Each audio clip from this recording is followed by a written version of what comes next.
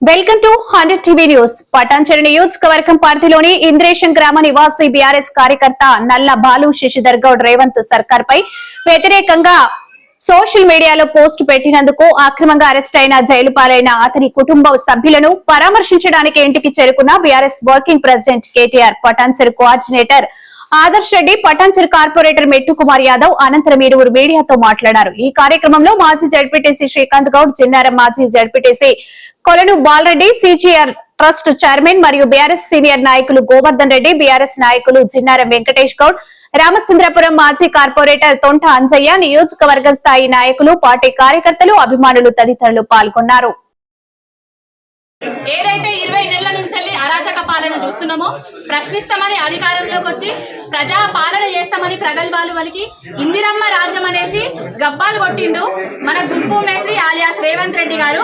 ఇప్పుడు అధికారంలోకి వచ్చిన తర్వాత ప్రశ్నిస్తున్న ప్రతి ఒక్కరి మీద అరెస్టులు చేసి కేసుల పాలు చేస్తాడు. ఈ దేశ చరిత్రలో ఒక పోస్ట్ చేస్తే రీట్వీట్ కొట్టినందుకు, ఆ రీపోస్ట్ చేసినందుకు జైలు వేసిన ఘనత మన గుంపు మేస్త్రిది.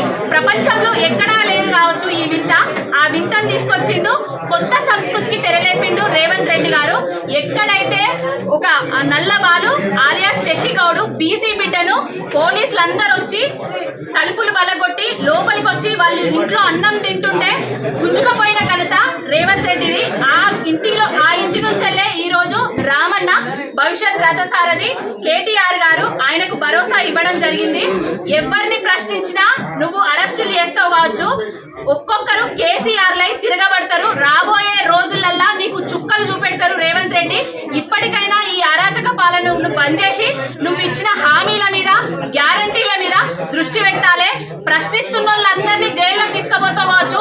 నీ జైళ్లు సరిపోవు. పక్క రాష్ట్రం జైళ్లను అంటే ఈ భారతదేశంలో ఉన్న జైళ్ళందరినీ అన్నిటినీ కూడా నువ్వు అరువు తీసుకోవాల్సి వస్తుంది. ఎవరినైతే అరెస్ట్ చేస్తున్నావో వాళ్ళందరూ నిప్పు కణికలై నీ మీద తిరగబడతారు. రాబోయే రోజులల్లా ప్రతి ఒక్కరూ తెలంగాణ బిడ్డ నీ మీద ప్రశ్నల వర్షం కురిపిస్తుంది. ఖబర్దార్, ఇప్పటికైనా నీ అరాచక పాలనను బంద్ చేసి నీకు ప్రజలకు ఇచ్చిన హామీలను నెరవేర్చు.